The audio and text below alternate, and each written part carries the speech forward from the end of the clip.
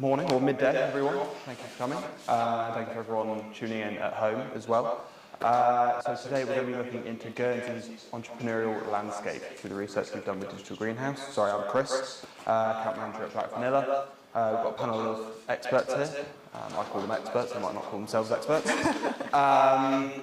And today we'll be analysing the results of our survey, which some of you might have filled in or might be aware of anyway. Just give a bit of information about the research. The survey we opened for about 2 months. We got 50 responses from new businesses and entrepreneurs in Guernsey who have set up their business since January 2022, or 2021, sorry. So I'm just going to add a panel who are just going to introduce themselves and their backgrounds, and then we'll get started with the questions. Hello, lovely to see everyone today. I'm Lucy Kirby and I'm Director here at the Digital Greenhouse. My name's Nicole Culverwell. I'm the Agency Director and owner of Black Vanilla, a PR and communications agency in Guernsey. I'm Tim Chilstone, I'm Director of TCS. We're bookkeepers, accountants and general small business services. Thank you. So as I mentioned, we got 50 responses to the survey, which I was at least very impressed by, not just surprised by people filling in the survey, but also there's been at least 50 new businesses set up since January of last year, which I think is very impressive for such a small island. But going by that, in the survey, we figured out that 69% of respondents said they're expecting their business to grow in the next 12 months, which, given the current economical and social and political outlook at the moment, is quite surprising, I would say. So I'm going to hand over to Nicole and just ask how do you think these businesses will achieve that growth? I think over the last couple of years, businesses have developed a lot of resilience, right? So I think if they come through the last couple of years, then they're probably quite well placed now to face the headwinds that we're seeing. And to some degree, I think it will depend on the sector. And I think clearly businesses that are rooted perhaps in technology are going to continue to do well, and that are meeting the needs of their audience around some of the current themes that all businesses and all individuals are facing. So, for example, climate change. If there are businesses that are helping people to reduce their impact on the environment, then one would assume that they've got the potential to do really, really well. And I think any business that's really rooted in a tangible purpose that was set up really understanding its audience and with that purpose at the centre of everything that it does, that's very clear about that purpose. Again, I think that those kind of businesses will continue to flourish. Cost of living crisis, potentially we could see some consumer businesses struggling a little bit, and I think if they're local, then hopefully we can draw upon that sort of Guernsey together spirit a little bit to help them over the coming months. But generally, I think if the small businesses set up during the pandemic particularly, then it's probably set up in a reasonably resilient fashion. That would be my assessment. Tim, would you echo that? Absolutely. Totally. You do get some really weird effects in a recession as well that people don't expect, and although the overall trend might be downwards, you get things like, for example, people, instead of spending £1,000 to go on holiday, they haven't got £1,000, they're saving a bit of money. They've got £750 though, and because they've not gone on holiday, they spend it locally. And where you see that effect is in the sort of lower end of hospitality, so in coffee shops and sandwich shops, things like that. People surprisingly actually spend more, quite a lot of the time, in businesses like that during a downturn. What you also see, and I don't know if it's a subconscious effect or not, but people will err more towards independence when times are tough, because a lot of people want to support local and they want to support independent businesses. So it's not as much of an effect in Guernsey because we don't really have all the chains. But you'll see people, instead of going to M&S and getting a sandwich, they'll be going to a local independent instead. And that does have a bit more of an effect than I think a lot of people realise. And then, exactly what Nicole says as well, a lot of these businesses have been set up post-COVID or during COVID, and they're quite lean. They don't have a high cost base. They don't employ more staff than they need to. They don't have expensive premises, and they keep costs really, really tight just because they always have done. I think sort of what you kind of touched on there was the when times get tough in Guernsey, we all band together and have that real community island spirit. which is echoed in the research. We found that 86% of new businesses receive advice from friends and close personal contacts, which is great. It's great that all these new businesses have that support network, or the majority of them. I'll just direct this at Lucy, but do you think that is a positive or a negative for businesses? I think it's a real positive that what we've seen in the research is people reaching out to their friends and family. I think that part of that resilience that Nicole was talking about comes from having a network around you for when things are difficult. I think where potentially it can be a challenge is that some of the advice that might be given might be advice which is more likely to come from large corporate environment. We know our main employer on the island is the finance sector, and so actually if you're asking, say, for financial advice or legal advice from friends and family, you might be getting that advice at a corporate level. And if you're setting up a coffee shop or you're setting up a small sort of online retail-based business, that advice might not actually fit as well as it could. So one of the things that we've been really keen to do here at Digital Greenhouse is make sure that we've got open access advice and resources for people at the right stage, because there is a big difference between becoming a sole trader, setting something up on the side that you're going to grow over the next couple of years, or establishing a limited company that's going to work within the financial services. So there's a real difference there, and we need to make sure that people are getting the different types of advice at the different levels of their business. Would you say, the Guernsey grapevine and the advice people are receiving, you're often correcting people on the information they think they know? Yeah, I would say it's quite interesting, given how much we Google things in our day-to-day life. It's quite interesting that actually there seems to be a bit of a resistance to Google it and say, actually, if I'm starting a business in Guernsey, if I stick that into Google, what comes up? Because obviously, we pop up other services that are really targeted at startup businesses will pop up as well.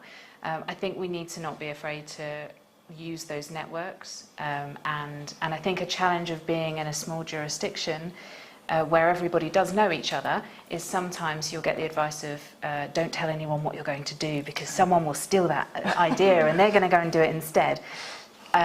We had a great seminar about a year ago here with one of our partners talking about the best way to develop a business, and they were saying actually as long as it's not something that is an idea that can be completely protected, you should instead tell everybody about what you're doing, because the likelihood of somebody else having the same drive and the same passion as you to go and do it is very unlikely. But what they will do is they'll give you really frank, whether you kind of want it or not, honest advice about is your idea any good. So you actually want to talk to more people, and it isn't about a silver bullet. It's not one place or one person who can give you everything you need when you're setting up a business. You need to access the entire ecosystem. And I'd just add to that, I think you need to be careful to not be in an echo chamber. So, perhaps if you're starting, you might talk to your friends or family first. It's understandable. You're going to want to do that and actually gain their support. But the chances are that they might be a little bit more positive. So you could be in danger of being in a sort of echo chamber. And I think things like confirmation bias are really, really important. We surround ourselves with people who are like us. They often share our opinions. That's why they are our friends, for example. So the chances are that you might get your own opinions bounced straight back at you because they share them as well. So I think people need to be quite careful. So I think your point, Lucy, that you made is actually trying to socialise it wider and use different networks to share your idea and get their opinion is really, really important. And chatting with experts and maybe people who've done it themselves as well. And I think that network is here in Guernsey, so well worth taking advantage of. It's also worth making sure as well that the advice you're receiving is up to date. I spoke to someone very recently who had set up, they just started employing. And I said, oh, cool, so do you need any help with it? Have you done all the registrations and things? He said, I just fill in the form that I send back to Social Security, don't I? And he'd spoken to his dad, who had told him all the rules and regulations that haven't existed since 2011. And that's what he was going to do. And if he'd have just done that, he probably would have ended up with potentially a fine from the revenue service, and he certainly wouldn't have deducted his employees' contributions correctly. So just making sure that if you're given some advice, it might be good advice, but just have it checked out by a second person as well. Just, you know, oh, someone told me I should do this, does that sound right? 9 times out of 10 it probably is right, but on those odd occasions that it's really out of date, that's not something that you want to be sort of following and potentially getting yourself in trouble, because, oh, I didn't know because Steve told me this, is not a good defence if you have done something incorrect. But generally speaking, people don't mind asking a quick question. Exactly. You know, and I don't want to put words in your mouth, but certainly if you know, somebody asks me a kind of quick question, a quick professional advice, of course I'm going to give it to them. Yeah. You know, absolutely here to do that, and I'm sure other companies would take a similar line. So there is actually quite a willingness to kind of go, well, maybe don't do this, try this, or, oh, better check the regs. I think that is there here in Guernsey to be taken advantage of. Yeah, I think if we charged for every bit of advice for free, we'd be millionaires. Yeah, exactly. But people are really willing to give that advice and give help. And, you know, we had even just like small things, like we had recently a client of ours that owns a restaurant who wants to open a bar in a spare sort of area that they have. And we were chatting with another bar owner about it, and he said, amazing, I've got all these boxes of glasses that are absolutely stunning that I'm never going to use, and he can have those for free, and I can take him through the liquor licensing exam and help him with that. And he's going to be competition for him, right? But they're willing to help anyway because they want to see people succeeding. Yeah. Yeah, and it's great to hear that the Guernsey grapevine is good. Well, yeah, sometimes it's good, right? Sometimes it's good, but the local community spirit is definitely there when it comes to helping each other and making sure we all succeed together. I think it's really great. Lucy touched on it in answer to a couple of questions ago, but about banking and finance and corporates. Quite possibly, the access to banking was by far the most popular response as a barrier for new businesses. Tim, I'm going to pick on you, obviously. What can Guernsey do to improve this? All Guernsey can do is that the states can mandate that the banks are required to provide a basic bank account to every business that can be opened within a reasonable time frame. That is the only solution. At the moment, we have 4 banks, and the average time for a new business to open a bank account, if you have an existing relationship with that bank, is about 16 weeks. And after that 16 weeks, that's only the point at which you're even told, yes, you may apply, or no, you've been rejected. If you go through all 4 banks and get rejected by all 4, which I know people who have, that takes a year, and you still don't have a bank account. And sometimes it's for really simple reasons. For example, we had a client who, they're still waiting for a bank account to be opened. They have lived on Ireland for about 6 years. They're from Madeira originally. They never bothered setting up a high street account. They've used Revolut since they got here for their personal banking. And all the banks said, you don't have a personal banking relationship on Ireland, therefore we can't help you. Their response therefore was, great, can I open a personal account then? No. And it's a real problem. And this is like the first step. You often hear other people talking about, oh, we need better access to Stripe and Go Cardless and all of these fantastic apps and things that are a bit of a problem in Guernsey. But if you don't have a bank account, then you've got nowhere to pay your credit card receipts into. We've got numerous hospitality and retail clients using sum-up machines, which are very, very expensive in terms of card fees, because they don't yet have a bank account. And you cannot have a card machine without a bank account, because where will the money go? And it's utter nonsense. The only reason we know why people are being declined is because we've developed a bit of a relationship with some of the sort of bank account opening people. They're never officially telling them, here's why you don't have a bank account. You just get a letter that says, no, sorry, not today. We know that one of the banks, I won't tell you which one it is, but it's blue and their symbol is an eagle.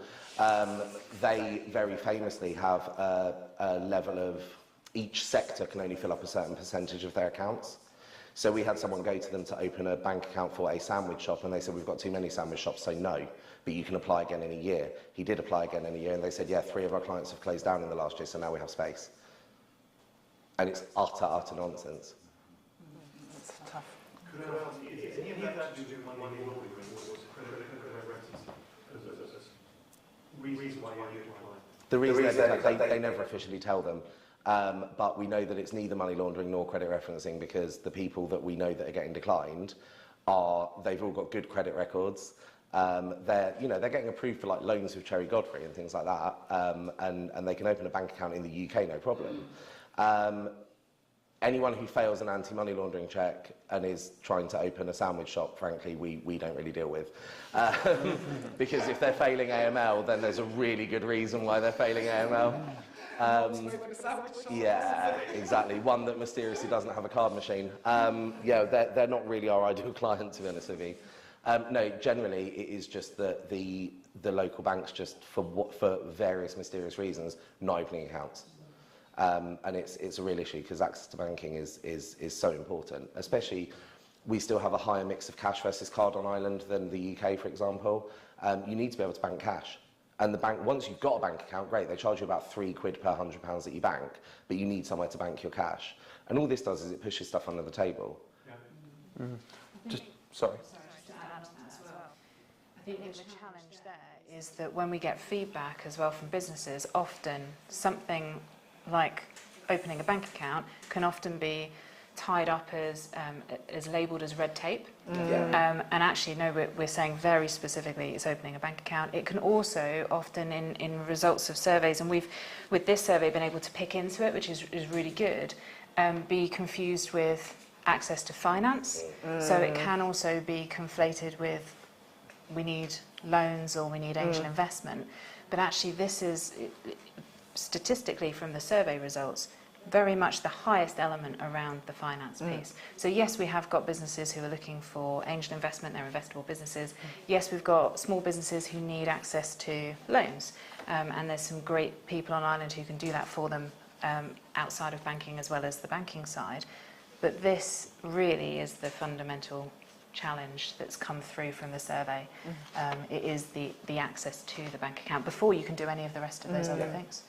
The good news, though, is that I can't tell you this at this stage, but the good news is that there is a new bank opening in Guernsey who, well, they're already a bank in Guernsey, but they're opening a retail division. And they are going to offer business accounts very, very soon. And their general lead time is 2 weeks. Now, if we start opening accounts with them and we see that they are actually being opened within 2 weeks, then that's a way to push back on Barclays, HSBC, Lloyds and NatWest and say, what is wrong with you? Yeah, I think that covers banking. Yeah, over there a little bit, yeah. The second largest response in terms of challenges for new businesses was hiring skills, understandably. And I think all businesses, as we know at the moment, the employment market is a tricky one to navigate. Is there something these new businesses and entrepreneurs can do from the start to prep for this type of growth? I'm not aiming that at you, Nicole. What can businesses do, plan for, hiring new people or upskilling or growing in general? I think this is huge. Skills, businesses are people. At the end of the day, that's literally all they are, and it's definitely one of the biggest challenges. I'd say that from my personal experience and obviously anecdotally working with a lot of businesses here. I think from the start you need to have a plan to understand how you're going to recruit. Don't necessarily expect to be able to hire the staff that you actually want. So you need to consider how you can pivot, how you can adapt. I think you really need to know the skills and the attributes you need. So from the off, you need to think about the roles and what those job descriptions are. For me, staffing's like a three-dimensional puzzle. It's like Tetris, but on speed, frankly. You need to be able to adapt. You need to not think, I suppose, in a more of an old-fashioned way. You need to think about, from the start, how are you going to offer agile working? How do you have the technology in place to do that? Are you open to part-time roles? Could you do a job share? How are you going to adapt and change? And I think equally you need, from the off, to have a plan how you're going to retain your staff. And that also includes, obviously, upskilling, but it also, is centred around your culture as well, and the kind of business that you want to run, how you want to be in the world as an employer, really needs to be considered, I think, from the word go. So the more organised you can get from the off on staff, the better. You need to be able to connect your revenue growth and your revenue targets with the staff required to deliver that business. And I don't necessarily always think to do that. That's particularly obviously in relation to a service-driven business, of course. So there's lots you can do from the off But then I think once you're in the game, then it's all about flexibility and adaptability and upskilling people as you go along. I think COVID has definitely taught us that working now, especially in a potentially more corporate world, isn't as so 9 to 5 as it has been for years to come, which can also mean for new businesses a lot more paperwork, which is something you have to put up with. So, I mean, Lucy, is there an opportunity for tech to step in and help relieve that workload? Yeah, I think to Nicole's point, when you're starting a new business now, there is an opportunity to really think about what the business model is. We're seeing, globally, disruptive business models that look completely different to what they looked like 10, 15 years ago. And actually, I think this might come full circle back to the first question about where you get your advice, is that we can no longer keep building the same businesses of the past for the future. We can't do that. We know, particularly in an island economy where we've got a limited resource of people, we have got a limited market locally, so we can't just keep doing the same thing. And if at the beginning, when you're first putting that business plan together, you're thinking about those models, and those models might be, what elements can I automate? So, when it comes to things like my accounting processes, my paperwork processes, what of that do I actually have to do, firstly? So is there a load of faff that's been built in that is maybe just there because that's how it's always been done? Let's kill it so it's not there. What can you automate? What can you use technology for? But then also, if you're thinking about some of the models, everything from an Airbnb model through to Witherspoons, and you've got a restaurant there that now has, it's got an app. It's broken the model of how you would run a kitchen and run a front of house in a restaurant. And it works. And it works, yeah. And it will allow for the 80% of people who are happy for that model to, within your customer base, to utilise the technology, save you on staffing, save you on cost and administration. And then the 20% who don't want that, well, they're going to get the more VIP service because actually your staff have got time to focus on them. So can we be looking at those models and saying, well, the high street, what's the high street going to look like in the future? It's not as binary as, Amazon or, whatever online provider. An online shop or a physical shop, it's not binary. But where you choose when you're looking to set up, where you choose to sit within that sort of technology spectrum is going to shape who you need to recruit, how you need to recruit, and when. And that, I think, comes back to, we had a seminar on Monday by Dr. Jamie Coleman, and he was saying, hire when it's so painful that you absolutely need to hire, rather than thinking, well, this is what this model looks like, I should have this number of people and therefore I will hire them.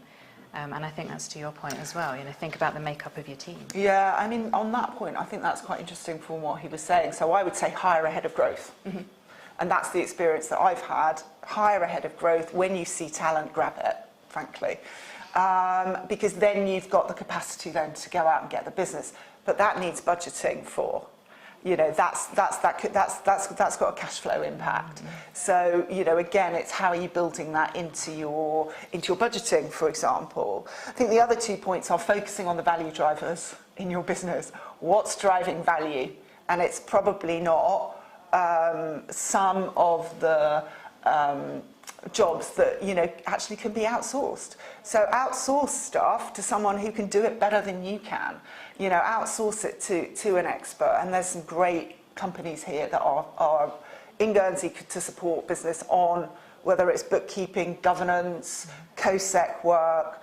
I'm not going to do that. I'd rather use someone who's really good at it and I can trust to do it and outsource it.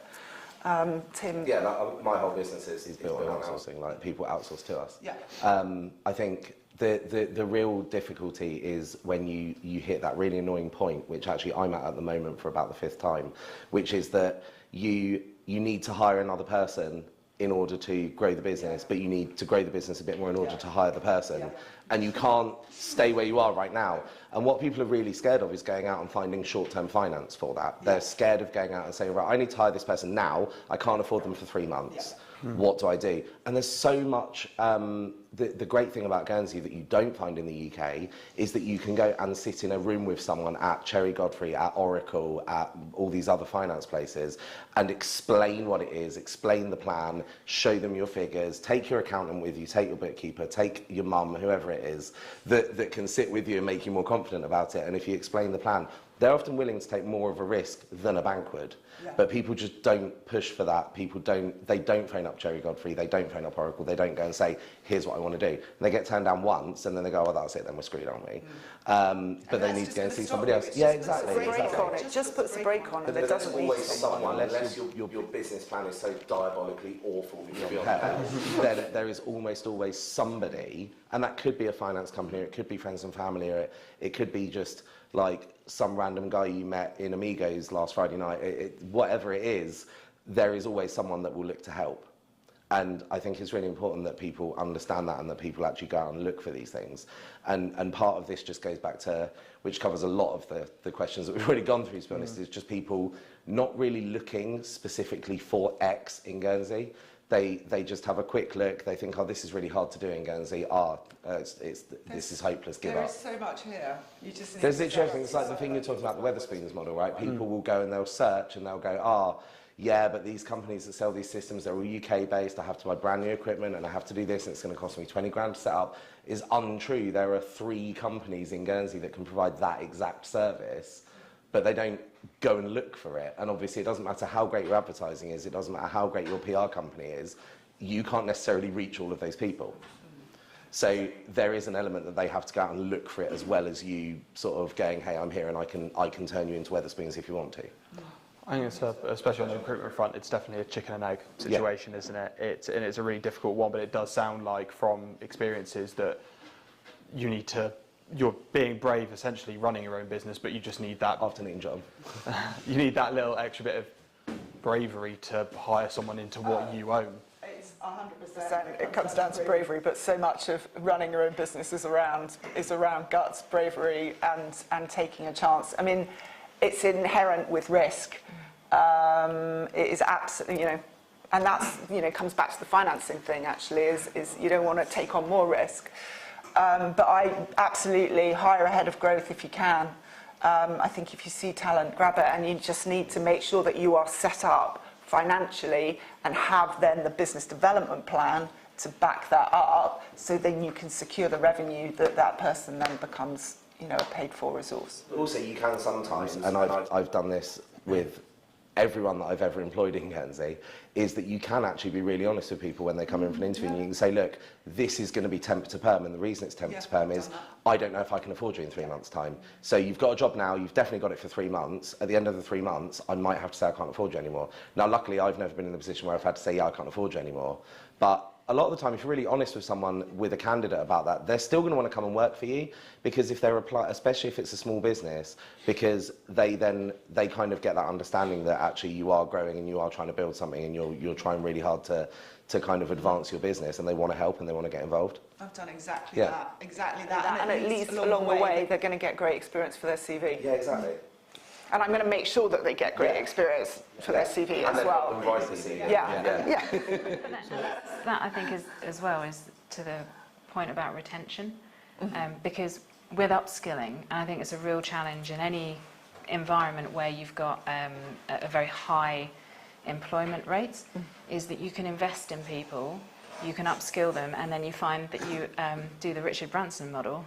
If you're not careful, if you don't treat them as well as possible, you will upskill them and they will leave and they will go on. And in some instances, that's great and that's absolutely what you want, but thinking about how you're going to retain your good staff, how you're going to build them up but make sure they remain as part of what you're trying to achieve, particularly for a small business or a small business unit, is very, very difficult. It is. I think Tim touched on the benefits of Guernsey, or some of the benefits of Guernsey, is being able to walk into Cherry Godfrey and all these other places and have a conversation with people. I mean, Nicole, in your experience, because you're from the UK originally and have owned a business there, can you explain what your 2 different ventures, how they look like in the UK compared to here? Yeah, I mean, different but the same. And certainly, the first steps in the UK to set up a business, much easier. You know, you can do it yourself. You don't need a third party to help you do that. It's 13 quid. It's 13 quid. So, you know, from that perspective, it's much easier. You know, it's easier to find premises. And it's easier to find sort of, you know, much easier, obviously, to find staff. And a bank account. Yes. But then, you know, actually there are other cost burdens. You know, a VAT, corporation tax. I had to pay terrorism insurance. You know, that was part. I had an office in Farringdon. It was, you know, my landlord insisted, obviously, that one of the insurances, amongst all the other insurances that I had to have, one of them had to be bomb and terrorism insurance. I had to pay rates. You know, it's much easier for me to organise to have my rubbish taken away. And it's much more reasonable. Previously, I've had to just pay a flat amount to Camden, which was, you know, considerably more than, frankly, what I'm paying now to have, you know, stuff like that done. So, you know, it's different. You know, on the one hand, of course, in the UK, in theory, you've got a much bigger market. But in Guernsey, actually, it's much easier for me to reach my market. In Guernsey, it's harder to get business beyond our shores, and we need to grow. Obviously, in the UK, that's a little bit easier. So yeah, there's definitely pluses and minuses. The grass is not always greener, and I think there are, of course, some things that are easier and cheaper, and then there are some things that are harder and more challenging.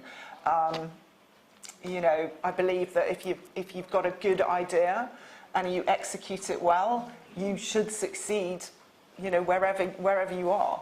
If you've got a good plan, a good business plan, and a good idea. There's no harm in having a backup plan as well. Like, okay, what if this goes wrong? What will I do? Yeah. How do I take part of this business and turn it into something else? Who do I target for, hey, buy me out when if it's time to give up? You know, and we've seen recently in Guernsey actually a few sort of mergers and acquisitions of small companies. And a couple of not so small ones as well that have been really successful and that are going on to be really successful.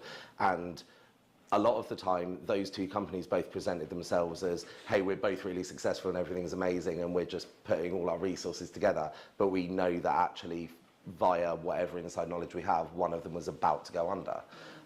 But that's a really good backup plan, right? If you know who you want to target to save you, if you really get to the point that you can't continue, yes.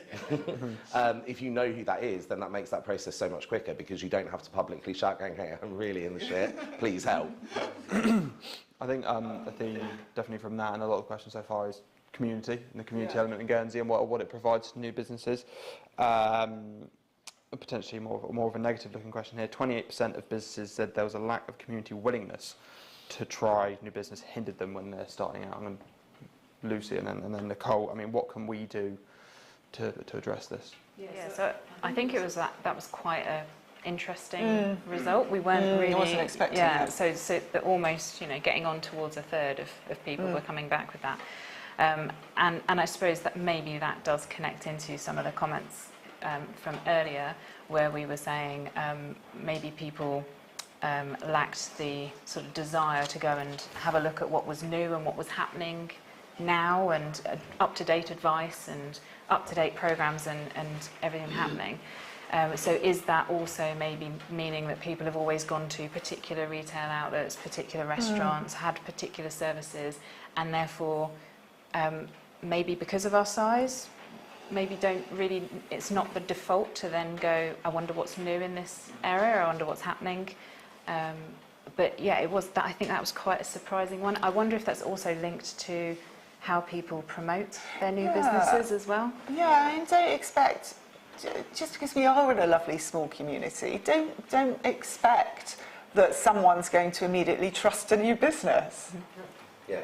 You know what? You know, yeah. Do you know what the comparative stat for the UK, for example? Because No, it's an interesting question. Yeah, there's Gregory sandwich shop, I've gone to the sandwich shop every day for 5 years. Why just new ones opened up? You know, these guys have done a really good job, and actually It's Loyalty. Point, isn't it? Yeah, we're loyal. Once you become established, you don't want loads of people to just immediately ditch you and go to the other side. Yeah, you build loyalty over time. I mean, I don't actually know I don't know what that comparative stat would be in the UK, but at the end of the day, any new business needs to build trust. Now, it was significantly lower. Yeah. I mean, you've got to build trust. You've got to market yourself, and that does take time to build. Just because you're new, why expect that somebody's going to switch their loyalty to you immediately? You think you could flip the answer there. So 70% of responses were really optimistic about how quickly people would come and just find out. Exactly. Without having to do any work. Yeah, exactly. I go to all the sandwich shops, but the thing is, it may be another issue in the business. If the demographics are more settled, maybe more mature customers, they do like that growing and they do tend The same places. Yeah, I mean, we can all be set in our ways, but as I say, I don't think you can expect to sort of build trust as a new business overnight. One that really likes this is, and I've seen this time and time again, and this isn't just a Guernsey thing, this happens in the UK, I've experienced it personally, is let's say you have, and this is very specific to hospitality, but it happens all the time. Let's say you have a restaurant and the guy's been there 15 years and he retires and somebody else takes over. Everyone's immediate response before they've even seen a new menu, met the new owner, seen the new chef is, well, I'm not coming back. Because I liked it when Dave had it, and it won't be the same. It's like, no, it won't be the same. It might be better, though. You don't know. So come back and try it. And they have this, it's almost this subconscious attitude. And in pubs, people are more overt about it. And they say, oh, well, you shouldn't have got rid of the guy that had it before. It's like, well, we didn't get rid of him. He retired, or he died, or he took all of the takings from December and ran off to Thailand with the girl from behind the bar. That actually happened in a pub I took over. And people came in and would be like, I can't believe you got rid of what was his name, Brett or something. Can't believe you got rid of him. I was like, I didn't get rid of him. He ran away with 10 grand. And a girl 30 years younger than him, no one's got rid of him. Oh, well, it won't be the same without him, will it? It's like, no, it might be a bit less sleazy, actually. But that attitude in hospitality in particular, and in other sectors, but particularly in hospitality, people have this weird attitude of, it won't be the same, it won't be the same, I'm not going back. Like, you don't know, it might be better. It probably will be better. And if you can get them over that hump of, the real key way to do that, actually, and again, it is quite specific to that sector, is that you make sure that the outgoing person very publicly says, we're so pleased that this new person's taking over and continuing on a legacy, and please support them. But they're not always willing to do that, because quite often they are retiring, and if they've been in hospitality for 30 years, they're knackered. They've been doing 100-hour weeks for 30 years, and they just want to sleep. And so you quite often don't get that sort of help from like the previous generation of that business. You have to deliver at the end of the day. You have to deliver. Nobody's going to run a successful business unless that they're delivering against the expectations of their customer. It's as simple as that. You have to tell your customers that you are open and you're open for business as well. You need and I think there's consistently be open. Yeah, and I think there is the challenge in a small environment where we might think that, and it comes back to the comments about echo chambers, and if you surround yourself just with those people that are going to say yes to you, that you might actually have inadvertently not realised that you haven't communicated with your actual target audience. Not the people who you quite like to talk to, but your real target audience, the real people who are going to come in and use your services. And do you really know them? Absolutely. And what they need. And what they need. And are you giving it to them? Yeah, exactly. And are you communicating in a way that they're receptive to? That's exactly critical. I worked for a company when I first moved here, and there was a conversation in the office one day about, I don't understand why people still don't know X, because we've got this all over Facebook and we've got it all over the Guernsey press. And it was like, yes, but where else is it? Nowhere. And not everybody is on Facebook, and not everybody reads the Guernsey press. And just because in your world everything happens on Facebook, and everything, if it isn't on Facebook, it might be in the Guernsey press. There's a lot of people that aren't reading that newspaper and are not on that platform. And how do you reach those people? Because that's a sizable audience. You've got to start. I mean, we say, take it back to the audience, take it back to the audience, take it back to the audience. Who are they? Where are they? What are their habits? What problems are you solving? Get to know them. What keeps them awake at night, and how are you helping them?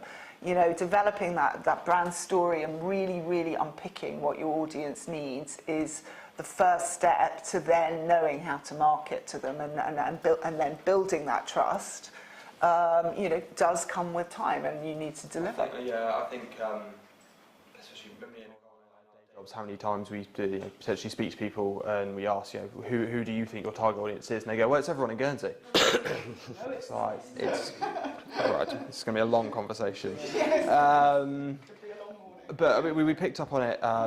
Just interesting talking about that, and then potentially the willingness for people in Guernsey to try new businesses. At the end of the day, we touched on it in an earlier question, saying businesses are people, and it's building that trust. And if you think to your personal relationships and how they've been built, it's very similar to your professional relationships. It takes time.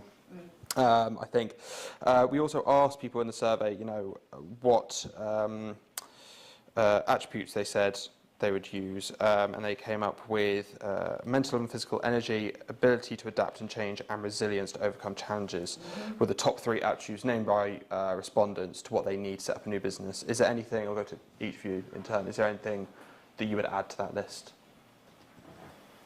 Yeah, Sorry.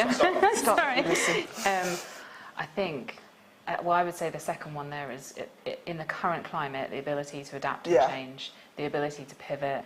I mean, we've just had our Guernsey Venture Challenge a few weeks ago, and even at that final pitch stage where the businesses were pitching for money, we had a business who, on that evening, was pivoting his business and the sector and the area that he was building his business around. You've got to be able to pivot. You need to fail fast, even more so now than ever before. Because, again, it's back to this idea that we can't just keep using what we've done before. The businesses from 10, 15 years ago, that model is pretty much broken now, around in my mind, around what we have access to. Obviously, tech's changed the landscape hugely. The new technologies that are coming out now, what's going to be out next year, what's going to be out in 5 years' time, if we can't adapt to that, comes back to who our customer is and what they need from us, their needs are going to shift. And we've seen that particularly in the digital space. You know, everybody's got an incredibly powerful computer in their back pocket, and probably each of you now have, well, even looking around the room now, you've probably at least got 2 bits of tech, if not 3, if you're wearing some form of wearable as well. You know, most of my team, I reckon, walk around with at least 4 bits of tech on them at any one time. If you're a business and you are not thinking about how you're utilising that, then you're not going to survive very long. So you've got to be able to adapt, you've got to be able to change. I think you'll agree, because on the back end of COVID, a lot of businesses said, you know, global organisations said, well, just throw any 5-year plan out the window, and we're not going to do one again. Because I mean, who has a 5-year plan? Well, actually, I have a 5-year plan, but it is you know, it's a skeleton. I think, just to kind of build on what you were saying, it's the ability to make mistakes a lot and quickly, and learn from them, and not, you know, we all make mistakes. I've made a million mistakes in the times that I've had businesses, but I've learned so much from those mistakes. I really have. So I think you need to be open to that. And when we make mistakes, it's horrible. You know, it's not a particularly pleasant experience sometimes, but you know, you need to have that ability to see why, you know, what's happened has happened, and to learn and to take it on board, and actually possibly implement something that you've learned. I think the other attribute is the ability to kind of actually start to trust other people, because I think if you're the type of person that set up a business, you are in danger of limiting its growth by not sort of trusting and building your team. And I think that's been a huge thing for me, is like, it's building a team that I really trust, and giving them the baton to make decisions. And listening to them, because we will learn so much from the different voices that then we have in the room. You've hired them, so trust them to get on with the job. I think that's really important for me. Yeah, that. I think, look, I don't think there's anything wrong with having a 5-year plan, but you shouldn't ever write it on paper, because you're going to change it every 3 months. And for me, a lot of what a lot of people kind of hurt their own sort of like mental outlook on things, because they'll say, oh, by month 12 I want to achieve X. But what they should be doing, you can write down those milestones, but maybe don't give them times, because you can say, oh, I want to get to 5 members of staff. Whether that happens in 6 months or in 6 years, you've still achieved it. Is there a reason you need to do it by a certain date? Because if not, don't put a date to it, because then you just make yourself feel bad because, oh, I failed to achieve that target, rather than I'm still working towards that target. Oh, great, I made another 10% of progress towards this target this month or whatever. Yeah. I don't think, I mean, I don't know personally, I don't stop to look at what you, I don't know whether that's just me or whether it's a sort of entrepreneurial trait. I don't know, Lucy, maybe you know. But, you know, we don't stop enough and go, gosh, yes, well, I have done that. That's pretty good. I think we're always looking over here to go, haven't done that, I'm still doing that, my to-do list is never done, I haven't reached that target, whatever it is. I don't think we pause enough to go, oh gosh, actually, but that's not too bad. I am employing 8 people. And I would say we do that actually as an island. You know, to really take it a bit sort of exponentially forwards. I think actually a challenge for Guernsey as a whole is that we are not particularly great at recognising all the really positive things we have done and how far forwards Guernsey as a whole has moved. And, you know, maybe that comes back to if we get advice from people who are giving us, you know, the view of 20 years ago, maybe we keep harking back accidentally, but, you know, we really need to be saying, actually, you know, well done us. Look at the things that the island has done. Look at how far, look at what we have achieved, look at what we've come through. And yes, there are some challenging things for the future, but if you don't fill the cup, you can't keep pouring.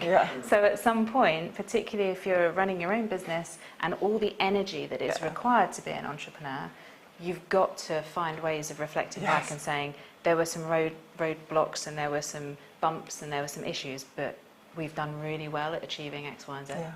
I think opening up to your mistakes is key, and remembering if you are starting a new business, you're probably an expert in whatever field it may be, if you're HR or marketing or accountancy, but you're maybe not an expert at owning a business. It's 2 completely separate things, and owning up to your mistakes. It's really hard to get that through people's heads as well, but it's really difficult to be like, okay, but that's okay, because you're gonna surround yourself with people that can do the bits that you can't surround do. yourself with people cleverer than you. They don't even need to be clever. They just need to be clever at a different thing. You know, we've got clients who are the best at running a bar that you've ever seen in your life, but they come to us because their business is an absolute bin fire and it needs fixing, because they're awful at running a business. But that's because they haven't spent 20 years running a business. They've spent 20 years learning how to be the best bartender in the whole entire world. And that needs to take up 100% of their mental capacity. That's why we exist, that's why you exist. You know, that's why all of these support sector companies in Guernsey exist, because not everyone can do all the things. But actually, when you find the right partners, you can create an amazing thing, and you trust them, you build trust in them, and you can get on with the stuff that you're really good at. And that's when your business will flourish. I'm conscious of time. There's one more question I want to ask, and then I'll open it up if anyone has any questions for the panel. 10% of respondents said there should be a tax or social security break for new businesses. Tim, is this feasible? It's not feasible, because we have very low tax rate, very low social security rate, and we're facing an enormous deficit. And some deputies, not you, John, are determined to push GST onto us, which is going to increase costs for business. And actually, the only social security and tax that most businesses pay is 6.8% on their employers' salaries. That's it. A lot of that is a misunderstanding from businesses. When you employ someone and you pay them £1,000, you're paying them £800 and £200 to the tax office, to simplify the maths a bit. People don't understand that. They get to the end of the court and they go, what do you mean I've got to pay the tax office £3,000 now? It's like, well, yes, but you would have had to pay that to your employees. Were you paying them gross? You can't give someone a discount on that. You can't give someone a break on that, because that isn't your money. You're not spending your money there. You've already spent it. Social security, maybe something could be done about, like a start-up grant or a steps. They do have a thing in the UK now called employment allowance, where you get a certain rebate on your national insurance contributions, but you only get it as a rebate when you've paid it. But I unfortunately, financially, I don't think in the current climate with this looming enormous deficit that it is feasible. But I also don't think that the rates that we pay are onerous for any small business. Yeah, I would agree. No. Good. Yeah. Anything else to add? Okay. I think on that note, we'll wrap it up there. But if anyone has any questions from the audience, any people have been jumping in. So I have a quick question about outsourced relationships. So my business is pretty much based on that. I was wondering what the attitude is to a client from my perspective that relies on outsourced relationships as a regular need for outsourced relationships. How can we make them sort of comfortable not having that in-house? I think a lot of the concern is they come to me, we have this urgent project for you, it's perfect, and I'm super busy. Yeah. How is that manageable? I'm happy to jump in, and I'm sure Tim's got something to say here. Clearly, you need to prove the expertise that you're delivering. So, if I can just use something, my own business as an example. If a client came to me and said, well, I'm thinking about hiring someone in-house, but I'm also thinking about hiring an agency, well, I can guarantee they're not going to be able to find someone in-house that has got the skill set and the range of skills and experience that I can deliver. So, you know, by buying or by outsourcing, I can give them, you know, 30 years worth of, you know, PR, strategic PR, crisis comms, all sorts of, you know, high-level experience over here, but I can also provide them with someone who's really social media savvy and literally everything in between. And when you hire one person, no one has that breadth of skills, or certainly won't at an affordable price. So that's how I kind of talk it through with my clients as well. I think you have to demonstrate the breadth and flexibility and expertise that you get when you outsource, and I think that's one of the brilliant things about outsourcing.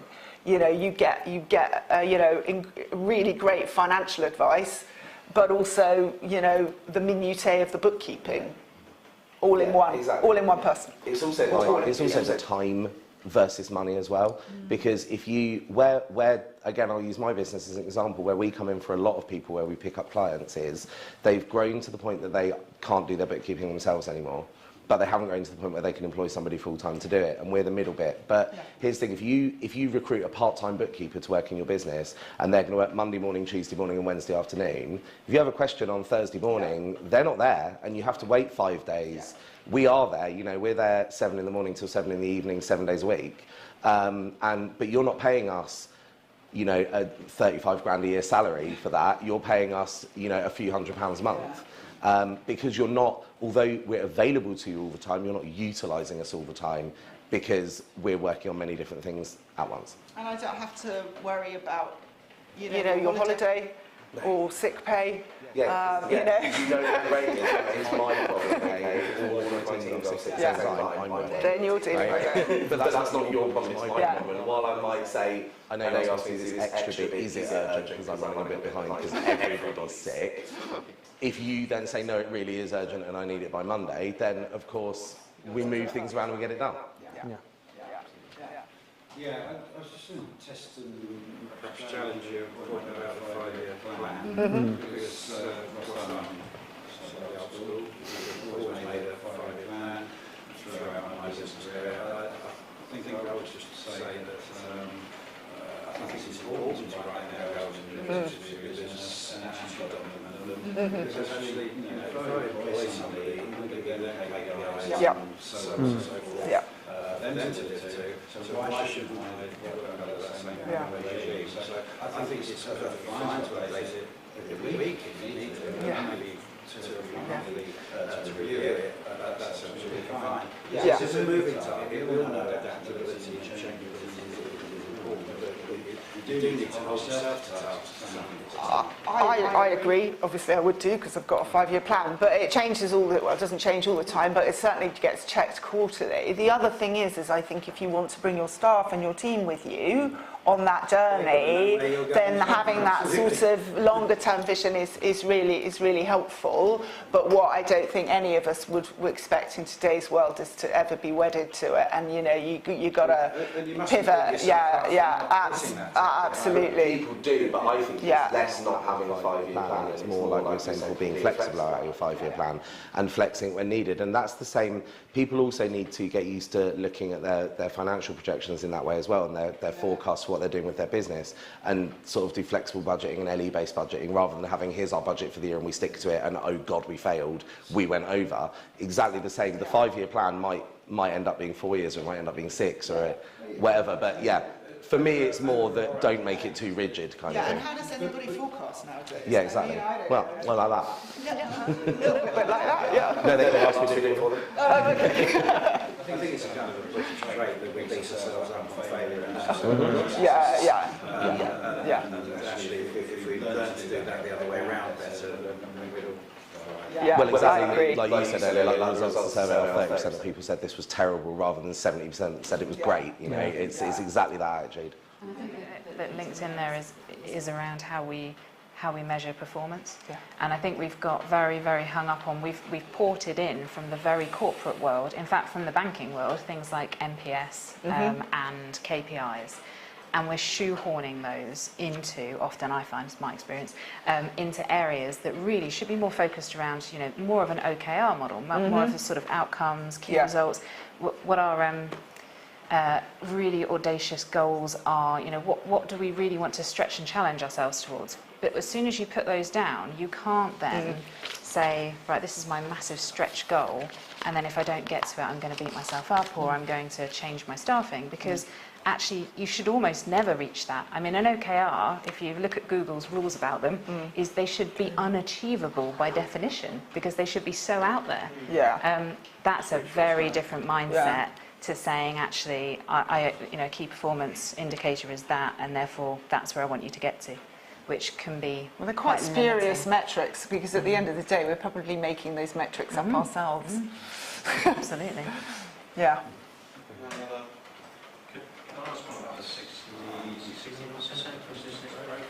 Yeah.